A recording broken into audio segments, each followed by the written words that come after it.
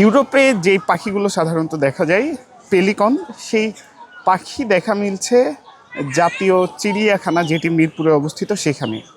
সাধারণত এই পাখিগুলোর এক একটার ওজন প্রায় 4 থেকে 6.5 কেজি পর্যন্ত হয় এবং জানলে অবাক হবেন এই পাখিগুলো 15 থেকে 20 বছর পর্যন্ত বাঁচতে পারে। এবং আমরা যতদূর জানি এই পাখিটির প্রধান খাদ্য হচ্ছে মাছ, এবং এ কারণেই কিন্তু এই পাখির যে আবাসস্থল সেই আবাসস্থলের এক পাশে আপনারা পানি দেখবেন। এবং আমরা এই মুহূর্তে সেই দৃশ্যই দেখছি যে আবাসস্থল, পাখির যেই আবাসস্থল সেই আবাসস্থলের ভিতরে পানি কিন্তু আমরা লক্ষ্য করছি।